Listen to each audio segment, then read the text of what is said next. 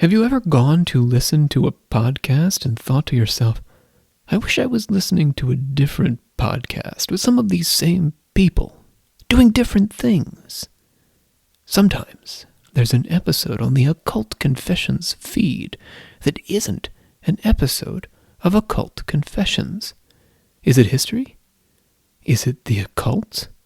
Is it satire or Dadaist nonsense, or perhaps some sort of auditory hallucination? That, dear listeners, is up to you.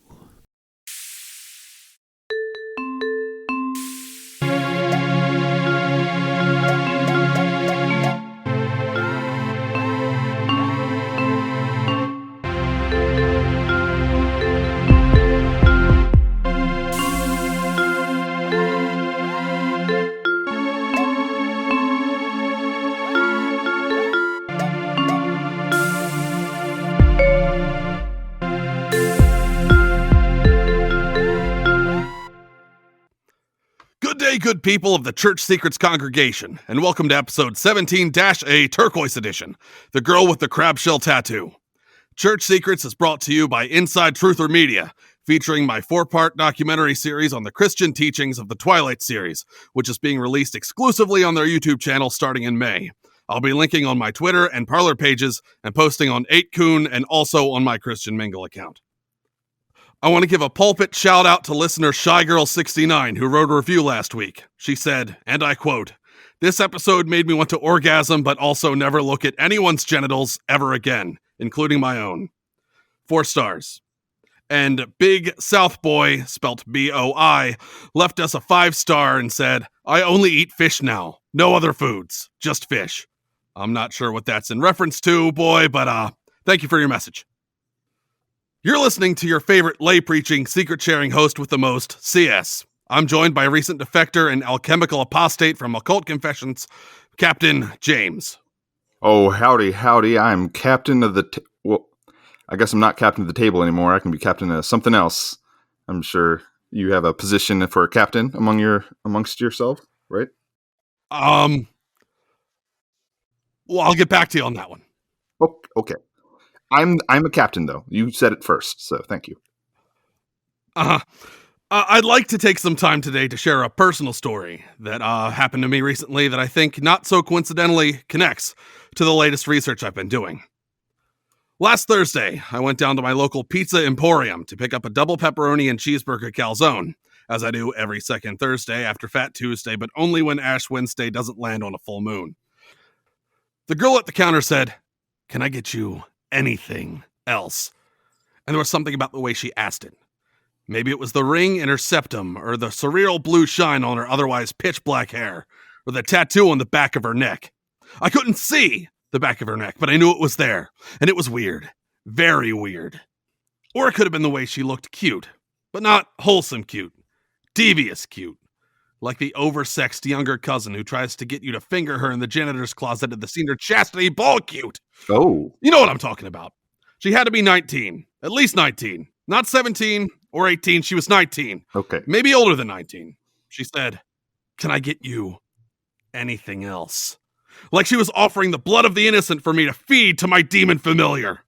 It never crossed my mind before that moment that this pizza place could be the front for harvesting the vital energy of my fellow Christians. Then I thought about it and wondered, why not? That neck tattoo that I was sure she had looked like an upside-down pentagon with cow horns. You've seen them before, even if you don't remember. They're all over the place. Ancient temples, foreign currency, knockoff Harry Potter movies. The symbol is a reference to the ancient cult of the Minotaur. You know the story of the Minotaur. Monster. Lived in a big maze, sort of like the booths in the Pizza Emporium. 8 people. Sort of like the people in the Pizza Emporium eat calzones. The time of the Minotaur was like 10,000 years before Jesus, when pretty much everyone was a dirty heathen, except for Theseus. A Christian before his time, Theseus was more than a man. He was a hero, a living legend. Every Friday, he used to go down to the village square and yell at all the heathens, because Friday was the day heathens used to think was Sunday until Noah told them otherwise. Those stupid heathens were sending their most lithe and supple teenagers to be murdered and cannibalized by the Minotaur monster every Thanksgiving after the big Athens Crete high school expedition game.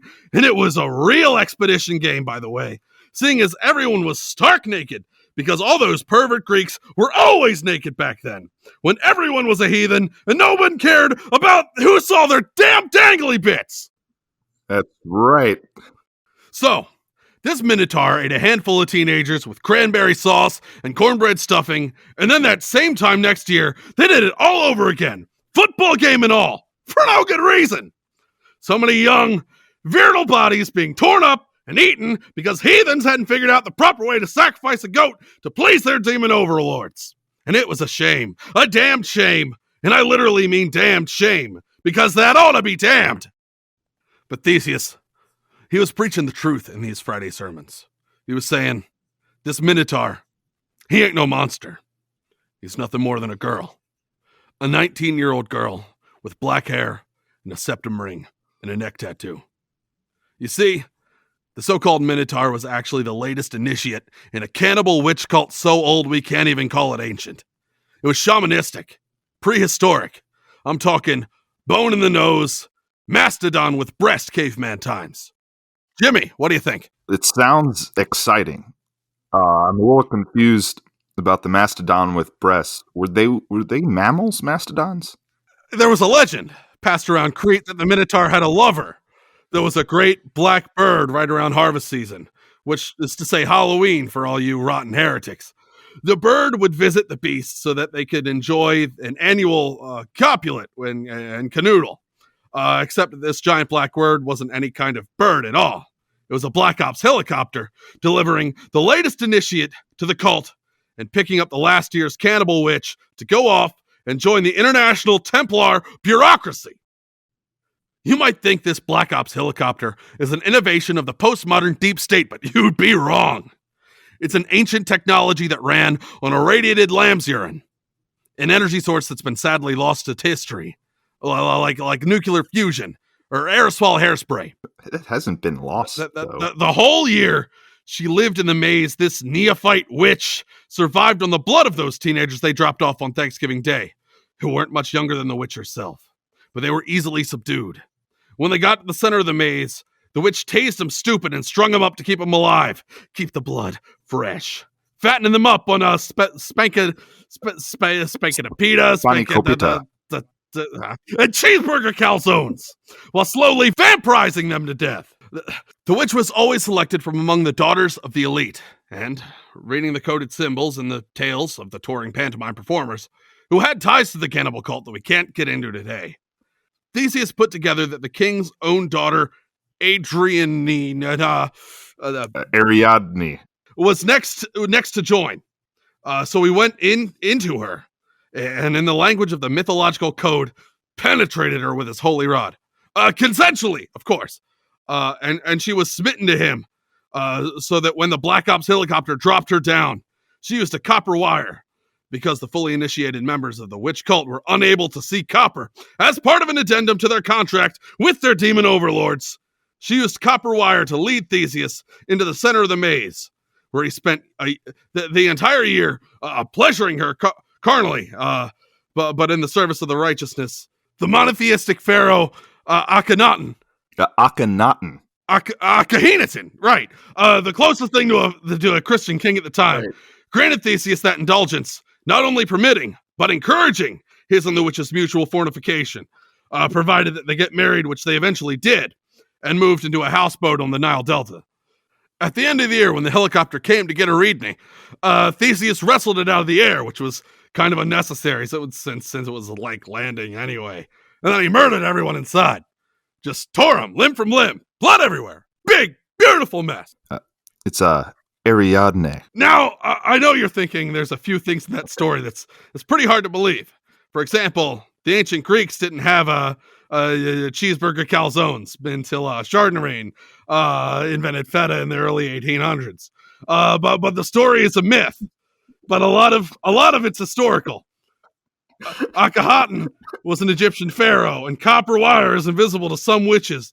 And this pizza counter girl at the emporium definitely has a neck tattoo. I saw it as she was walking out after her shift. What kind of Thanksgiving is happening in ancient Greece? I mean, it wouldn't be the same Thanksgiving that we celebrate here in America, right? I hear what you're saying, and I bet you're thinking that story sounds awfully familiar, like you've heard it in a different way at a different time with different people. No. An evil witch fattening up her victims in order to devour them. It's on the tip of your tongue. Oh, yeah. Okay. It's the second Ghostbusters, or maybe season 1, episode 12 of Thundercats. Actually, it's a little known fairy tale by an obscure pair of German folklorists, Jacob and Wilhelm Scream. Scream? Grimm. Grim. Because you see, the cannibal witch cult didn't end with Theseus. It just went underground for a time until it rose up in the medieval period to become the only major rival to the Roman Catholic Church, which longtime listeners will know is also and always has been full of heathens, dating all the way back to Peter.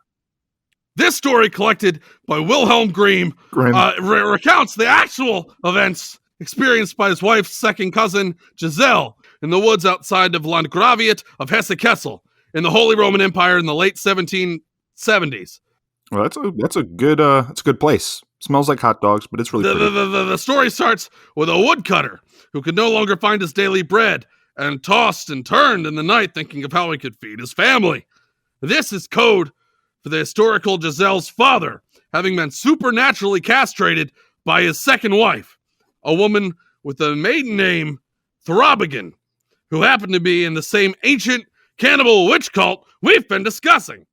This witch stepmother suggested dropping her sexually mature teenage stepchildren off in the middle of the woods, purportedly because the parents couldn't afford to feed them, but actually because she planned to sacrifice the boy to her coven mistress and recruit the girl into their ranks. You saying purportedly? So they brought the woodcutter's boy and the girl in the woods and left them there to die.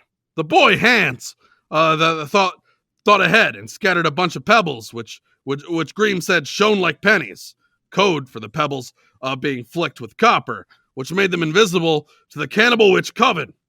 The post-pubescent children returned to their father's house, and the next day they were left in the woods a second time. Neither Hans nor Nigel knew it, but this was all part of an elaborate ceremonial ritual taking place between the stepmother and her coven mistress. She had let Hans have the pebbles the night before, but the second time she asked her husband to steal them out of the boy's pocket as he slept. Without any pebbles, Hans left a trail of breadcrumbs to find their way back to the cabin. But birds, which the governments back then, even then, they were using them, pecked them away so that they couldn't find their way back. You have to keep in mind that myths, particularly in the Renaissance period, were often written in code to prevent the cannibal witch cult, who was connected at the highest levels of power, from censoring or burning them. So when I say the birds pecked away the breadcrumbs, I mean that the breadcrumbs weren't really breadcrumbs, and the birds weren't really birds. They were agents from the Vatican secret police. The birds? The pair were lost in the woods for 3 days. According to Grimm, I'm sorry. They happened across a cottage made of bread and cake. Naturally, a cottage made of bread and cake is ridiculous. There's no way that a cake could stand any higher than 4 feet 3 inches. The walls were normal lumber, but they have unique attributes. We've already heard Grimm used bread as a metaphor for sexual vitality, which is what the college was actually bathed in as a result of the coven mistress's black magic initiations of various women in the village. The stepmother had primed them through a series of late night mind control exercises and to respond to the various symbols painted on the door and the roof of the cottage in a way that triggered a relaxed sensory motor response and a compulsion to enter the building, which they did. Jim, you got any thoughts on that? So Grimm said that the best food was prepared for Hansel, but Gretel got nothing but crab shells. Hansel and Gretel are Grimm's pseudonyms for their historical Hans and Grisel. Giselle. What he means here is that Hans was strung up like the victims in the Minotaur's labyrinth, and given the medieval German equivalent to spankadapita, cheeseburger calzones. That's right. Something like pepperoni and lard pie. And Giselle eating nothing but crab shells means she was stripped naked to prevent her from escaping in the cold forest and branded over the navel of her thin, perky 19-year-old body in the shape of a cow horn upside down pentagon, a symbol that the medieval witches had called a crab shell. I was going to ask about the crab shell, but then he explained it. Grimm said that the witch made Gurlll carry the water for her and asked her to crawl inside the oven to see if it was hot enough to cook bread. Carrying water means that Giselle had to tap into her brother's veins and bleed him. Seeing if it was hot enough means she had to be given Hans blood to drink to prepare for the lesbian sex rite that would initiate her into the cult because, and I cannot say this enough, I cannot stress this enough, bread is code for sex magic. But Giselle knew what the witch had in mind and stabbed her in the thigh with the bloodletting knife, which is what Grimm means when he says he shoved the witch into the oven, and the witch bled to death on the floor of the cottage. Give me a second. You're all right? You okay? Yeah, thank you. Hans and Giselle gathered jewels and pearls hidden in the corner of the witch's house and rode a giant duck back home. Their mother had been murdered by the Vatican secret police while they were gone, and their father was delighted to see them. As far as I can tell, this was literally true. Giant ducks were fairly common in medieval Germany, and they were known for their friendly interactions with humans. The only reason we don't know about giant ducks today is that they supported the Waldensians after the Marburg controversy. So the Pope declared them anathema and said that all ducks had always been football-sized and were never giant, which the Europeans promptly believed and willing the giant ducks out of existence. And Hans was also naked the whole time when he was in the witch's cottage. And the witch burned all their clothes, so they both had to borrow giant duck feathers to cover up. But the duck was so big that it only took 3 feathers. Historically. That's really neat about the ducks. Where'd you read about the giant ducks? Now you have to bear in mind that Grimm's story was meant as a warning against the power of the cannibal witch cult in Europe at the time. Although his wife's second cousin had successfully murdered one witch, and the Vatican secret police had executed their stepmother, there were literally thousands more cannibal witches where they come from. In fact, the cannibal witch cult is still a powerful force in the modern culture today. It's not as easy to capture and murder teenagers in the 21st century as it was in ancient medieval times. So the cult has actually shifted tactics. They've infiltrated the highest echelons of culture and media and industry and government, where they use their influence to promote a drug-friendly culture of promiscuous sex and violence. Essentially, they're unwittingly recruiting the nation's youth to their nefarious coven of heathens. You see, drugs are like the candy house in the fairy tale. Grimm. Yeah, I know, right? Which was actually magical sex bread. They lure in the nation's teenagers with their promise of an instant high, but what they don't realize is with their casual sex, casual drugs, and casual heresy.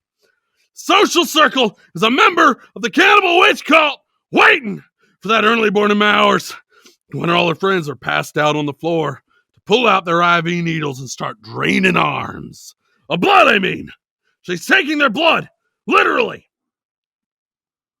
The social body of the world's teenagers is riddled with pizza counter girls with cow horn, upside-down pentagon tattoos, stealing everyone's blood.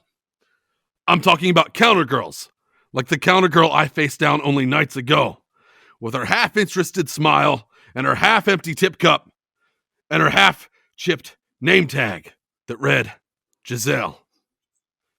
Or Gizzle? I'm confident she slipped from some form of that fresh, mind-altering nope-a-dope into my calzone because I was paranoid the rest of the night. I was paranoid about eating the calzone. Then I was paranoid afterwards about having eaten it. But don't despair, folks. Remember the touring pantomime troops in ancient Greece. There's still hope.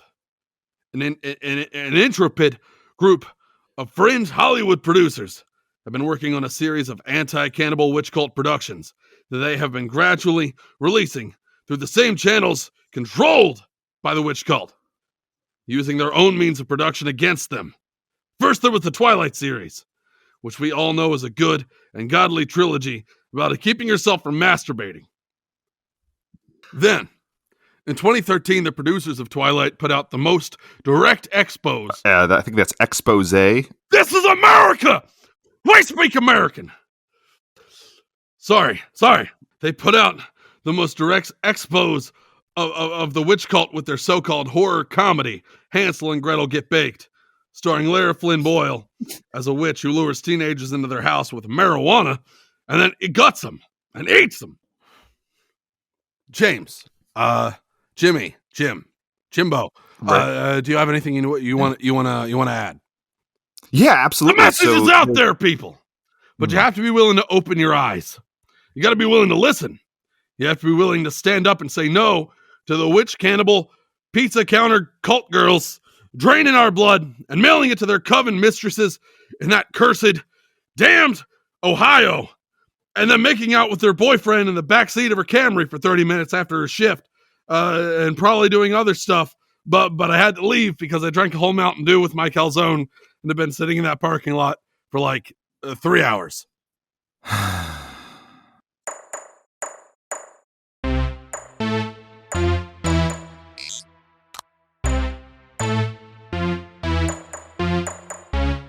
Do you get it? Get it, girl? For the girls who just get it. Girls, has this ever happened to you? You send a man a nude and he says, "Oh my God, you look so cute, baby, but I just wish I could see a little bit deeper." You know what I mean? Giving your man the nudes he wants is so important, especially now. And that is why Big Spartan is proud to introduce the Snapstick. This state-of-the-art pleasure device comes with a built-in high-definition camera that allows your man to see you all the way to orgasm, inside and out. The Snapstick is Wi-Fi and Bluetooth enabled, so you can upload your photos or video straight to your phone and then send that picture wherever you want. DM your latest squeeze, text a potential dick donor, or post to your Tinder profile. Visit Big Spartan at polaroidinmyparts.au and place your order today. Hey there, go-getters. It's your girl, Mackenzie H., coming to you with another healthy helping of girl power here on the Get It Girl podcast for the girls who just get it. Okay, so listen. I have a confession to make. I know that I should not be doing this, but I was stalking Aubriella's Insta. Yes, that Aubriella. The Aubriella who swooped in with her little mesh bikini, sunset yast, pure septum selfie self, and stole red boxer briefs out from under me. And you know, the only reason that she's on that yacht is because the sugar daddy that she hasn't even slept with is in Cape Coral for like half the year and just lets her stay there in exchange for like not even nude selfies, which in my opinion makes Aubriella a disgusting trash horse slut. When I was living in Surfer Hare's houseboat in Eastport last month, it was totally different, although kind of the same. But I'm empowered, so don't shame me. For those of you who don't remember, and you should feel terrible, go-getters, for not keeping your girl in your daily dose of good vibes psychograms, Red Boxer Briefs is the guy that I was kind of seeing on the side, not to be confused with the guy that I'm currently seeing, Yellow Toothbrush, or the non-binary personal trainer that I am thinking about hooking up with, Blue Fingernail Polish. So, on Saturday, Aubriella posts that there is going to be this private party at the marina, And Red Boxer Briefs says to me that he is meeting some friends at the marina the same day because I had just texted him a hot little snapstick shot with which all of you girls should definitely get on or like get inside you if you haven't. So I'm like, oh my God, they are totally going to the same thing. And although I am not invited, I figure if I just put on like my third hottest marina outfit, who's not gonna let this Queen of the Go-Getters party on their yacht? But when I got to the marina, it wasn't even a private party. It was just them, Aubriella and Red Boxer Briefs. So there she was, in this mesh bikini, because that's gotta be, like, all she ever wears. Apparently she never gets her period, and she just lives on Caesar salad and salt from that gross sweat that's always running down her face when she's doing, like, 1,000 sit-ups and thinks it's really hot, which it's totally not, even though she's doing them in another freaking mesh bikini, and then she goes and posts it on TikTok. I didn't even know that there were that many styles of mesh bikini. Who even wears a mesh bikini? Right? Like, she's keeping these mesh people in business, and honestly, that's not cool, frankly unethical, because they live on the labor of these sweatshop ladies in India who make $3 an hour, which is super sad, and that is why you should only buy organic. So I get there, and I'm like, Red Boxer Briefs, what is going on there? And he's like, what are you doing here? And I'm like, well, you said it was a private party. And he's like, no, I said I was meeting friends. And then she, Aubriella, is like, I said it was a private party. Are you stalking me on Insta? And I'm like, you look super hot in that mesh bikini. And Red Boxer Briefs, who knows that I am an empowered woman who is down to get the O no matter the situation, is like, well, why don't you join us? And I'm thinking, makeup sex with Red Boxer Briefs and lesbian hate sex with Aubriella could be super hot. So you know me, go-getters, I'll try anything twice. So he's like, you know what would be so totally hot? Like if you waited outside while me and Aubriella went below deck and turned each other inside out, and then you came below deck after Aubriella had the wettest, sloppiest, biggest O of her life, and then took the sheets and went down the street to the laundromat and washed them.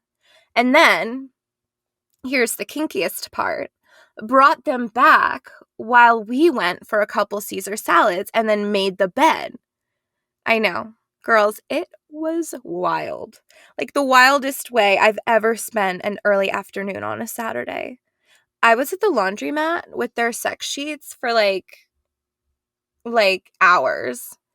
And there are some judgy Janices who might say, Mackenzie, why are you degrading yourself like that? And to them, I say, don't shame me, Janice. I am not your filthy slut. I am not your dirty whore. Or maybe if I am, that's fine, but that's nobody's business but mine. Girls, do not let anyone harsh your kink. If you want to wait quietly outside while Aubriella takes her mesh bikini bottoms and blows the mind of the man you're kind of seeing on the side, and then you want to wash their sheets, and then maybe, I don't know, bring them back to the yacht, and then make the bed, and then, douse it in gasoline and set the boat on fire, and then you watch from the dock while it ignites and breaks apart and sinks into the bay. If that's, what you need to do to get off, you should not let anyone judge you. But you also probably shouldn't listen to me because I have serious issues. Like, if Daddy wasn't a prosecutor, I would have been locked up years ago. But I'm also a role model because I was kind of fat when I was 14, and Chad Thorbigen wouldn't dance with me, and all the other girls laughed at me, which traumatized my little chubby 14-year-old psyche. So now I need an incredible amount of attention. Like, seriously, there are not enough English-speaking people on the planet to give me the amount of attention that I need. And we all know that we can only really get that kind of attention through shockingly antisocial behavior. So anyway, here I am getting it. You get it, girl. You get it. Today, we have a couple guests from the Occult Confessions podcast here to talk about their Bring Back the Bush campaign. Now, you girls all know that I go totally bare from the neck down for hygiene. When I let a man eat a sandwich over my naked body in bed, the last thing I want is a bunch of crumbs getting tangled in my mangy bush. And when there is a guy going down on me, the last thing I want him to be thinking is, who is this hippie girl with her big hippie bush, right? She's probably like in the Manson family and is going to drive to California and kill me. And I know that's what he'd be thinking, because that's exactly what I was thinking that time that I went down on that girl with a landing strip in the VIP section at a beach club called the Landing Strip in Ocean City to try and get blue fingernail polish to text a picture to Yellow Toothbrush on Red Boxer Brief's birthday. And I'm pretty sure that Aubriella has a bush and dyes it Kool-Aid blue. You can't exactly see it on her Insta, but on some of her Snapchats, there's like definitely some kind of blue fuzz down there. She's like alt or something, and she's got this weird tattoo on her neck that's shaped like a horns, like a shape with horns. I don't know. Total hippie cult vibes. So maybe these girls can teach me something about that, since apparently that is what Red Boxer Briefs is into. So, Olivia and Bri, I understand that you are sisters, so why don't you say hi to everyone? Olivia. Hello. And Bri. Hi, guys. So I obviously am very skeptical about this Bring Back the Bush campaign. Can you explain a little bit further what it's all about? Maybe try and convince me? Yeah, so we're doing a Bring Back the Bush campaign, essentially. A hashtag, if you will. We basically want to collect photos of everyone taking pride in their body hair, you know? So that could be your armpit hair, your leg hair, your... You know, don't send us actual pictures of your bush unless they're tasteful, but But feel free to post tasteful pictures of your own bush and use the hashtag. if self-care means you gotta shave, and that's what makes you feel good about yourself, you can go for it. Sorry, can I curse, Mackenzie, or no? Yeah? But, there are plenty of reasons why you might want to think twice about shaving, especially, like, completely shaving, or waxing down there, like, completely clean, no hair.